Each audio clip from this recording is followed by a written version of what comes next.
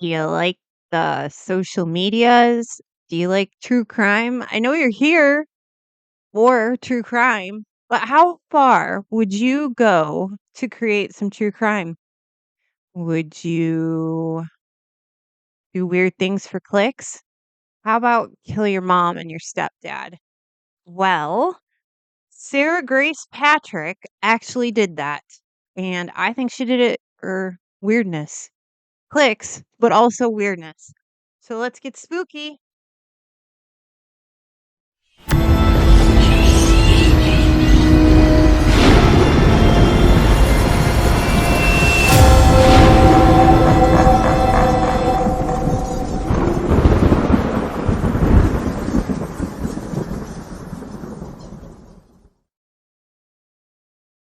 Hi, everyone. I'm Detroit Alley Cat. I do all true crime, weirdness, paranormal, spooky things, anything strange and unusual. I am there. And I would like you to possibly subscribe, watch my channel, do something cool. I don't know. Let's talk about Sarah Grace Patrick. She's really interesting. Do you guys go to TikTok? I don't do the TikTok. I don't know. There's something about the tickety tockety. I'm not good with the tickety tockety. It's got a really crazy algorithm. I thought about going over there, but this girl, I have a whole timeline. If you've been to my channel, you already know I'm about to pull out the old school 1922 pad and paper. This girl, she went on a TikTok and was like, "Cover this case. It's gonna be a big hit." That's crazy, right? Because it was her mom and her stepdad that were the big hit.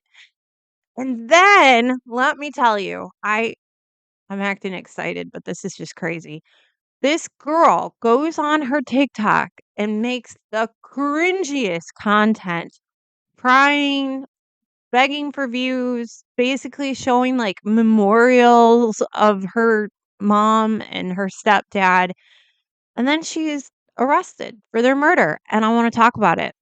So, Sarah Grace Patrick, her name is Sarah Grace Patrick. When this happened, she was 16 years old. I know she's got some brothers and sisters. The only one that I really want to talk about is her sister. She was either 5 or 6 when this happened.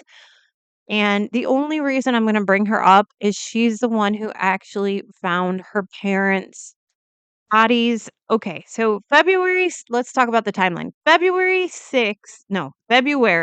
20th, 2025. Kristen and James Brock are found dead. Now, Kristen is Sarah Sarah Grace Patrick's biological mother. James is actually her stepdad.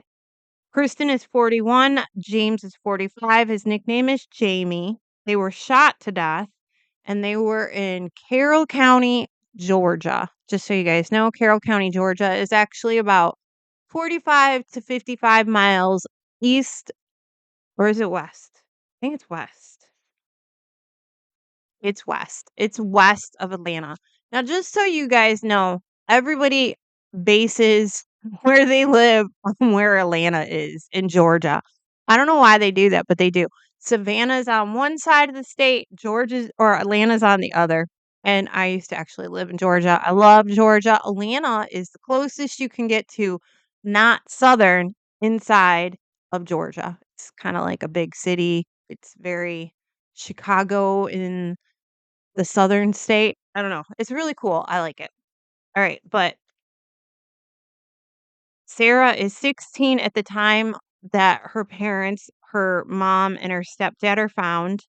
Her half sister, I seen a couple different reports. One said 5, one said 6. I'm willing to bet she was late 5, early 6, somewhere around there. She was young, real young, too young to deal with that kind of trauma. Nobody should deal with that kind of trauma, but she was super young. June 3rd, 2025. No, no, no. Yeah. February through June, Sarah publicly grieves going on social media, online, talking about this. She's making all kinds of reels, talking about how her family is an unsolved murder case. On June 3rd, she reaches out to a true crime TikToker. Now, I had to actually look this up because I have never watched true crime TikTok, but it's called Allegedly Reported. I don't know if that has anything to do with the new Netflix documentary, Alleged, but there is a new Netflix documentary called Alleged. But the one she reached out to is Allegedly Reportedly, which is pretty good, pretty big TikTok. It's a girl, but she reaches out and she talks to her, sends her a message saying that she should cover this case, which is strange, just so you know, it's strange. June 7th, 2025, she's interviewed by the Carroll County Sheriff. Carroll County is actually where this all happened. June 8th, 2025, an arrest is made and she is surrendered by her biological dad. Now, her biological dad has spoke out and said he didn't take her in because he thought she was guilty. He was just basically doing what the police asked to and abiding by the law. Sarah remains in custody all the way until present. January 2026, the trial is pushed back. May 28th, 2026, they make a lot of room for major media coverage in the court system. July 2nd, 2026, Capitol Defender joins the defense team. And I think this is important because if a Capitol Defender has joined the defense team, we're probably looking at a capital murder case, which means they're going to probably try to get her for capital murder, which is when they I know I'm tired because I'm forgetting some words. It's basically when they for, committing crimes. Was that a horrible way to describe it? They off you for committing crimes. August 3rd is scheduled court. I believe that they are in actual court right now. So we don't know if she is innocent or guilty. You're innocent before you're proven guilty in a court of law. So everything right now I'm talking about is allegedly. They haven't really disclosed a motive, and they're not going to until the court case actually happens. However, I have some interesting facts you might be interested in because that's interesting. As you know, there were gunshot wounds on both Kristen and Jamie. There's according to the DA, the district attorney, they have mountains of physical evidence and social media evidence. The lady that she reached out to is Janice of Allegedly Reported. Now this is interesting. I have actually seen Mama Tot. Apparently, she reached out to Mama Tot to talk to her about the grieving process of a murder case. Now, Mama Tot, she had a son, and I believe he was actually murdered, and she's been quite vocal about that online. I really like Mama Tot. She's very funny, very cute, very Southern. And apparently, she reached out to Mama Tot. I don't know if she answered, but they could see her TikTok online. Uh, a lot of people have said that she has made lots and lots of different content regarding the case. And she also was quoted saying the case would be a really big hit if they covered the case. I definitely already said that. There's more. Okay, so the relationship with her mother, which is something I was really interested in, I guess there was a lot of rockiness. They didn't get along. Apparently, Sarah did not want to live with her mom, Sarah Grace. Such a Southern name. Sarah Grace did not want to live with her mom. And when she was 11 years old, there was actually a report about how Sarah Grace had told the people at the court system that she didn't feel safe with her mom and her stepdad. And her biological father, whose name is Donnie Patrick, his name is spelled so weird online, Daniel Patrick. We'll just call him Donnie Patrick. He went ahead and he wanted to get custody. And the reason that Sarah said she did not feel safe. Now just remember this is allegedly too, okay? Allegedly, she said that both Kristen and James were doing drugs, marijuana and meth. Allegedly. This is what Donnie Patrick and Sarah Grace say. And also, they say that there is some rumors of domestic violence, but nothing has been proven. It's been very public on TikTok. It's being claimed all over. The biological dad says that she is completely innocent and stands by his daughter. I think this case is really kind of interesting because it shows you where social media is going.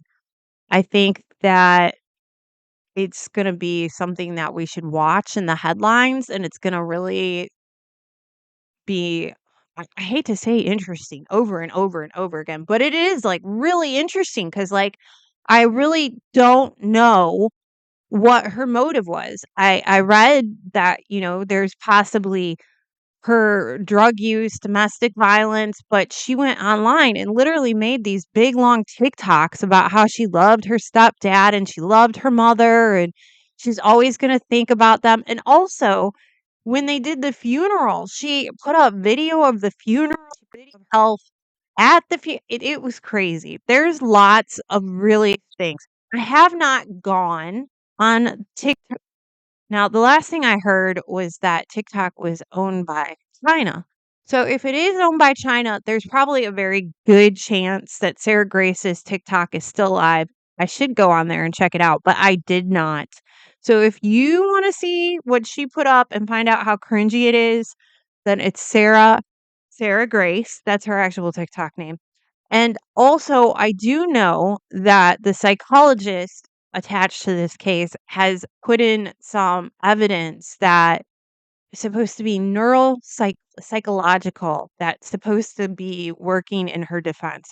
I really think they're going to say some kind of antisocial disorder or some kind of cluster C disorder, something like borderline personality. I don't know. This is all allegedly, and I'm speculating, but like the way she's acted online is really reminiscent of, I hate saying this stuff, narcissist or possibly like a psychopath or a sociopath. I don't know. This is just all allegedly, but I think it's strange that somebody would shoot their mother and stepfather and then go on TikTok and act like they're grieving them. I'm sure they have found residue on the gun. I'm positive. I'm positive. But this is allegedly.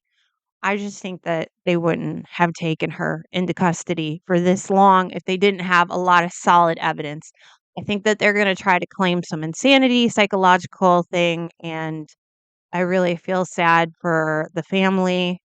And yeah, that's what I got. If you enjoyed this video, I would hope that you would leave a comment. Think about subscribing.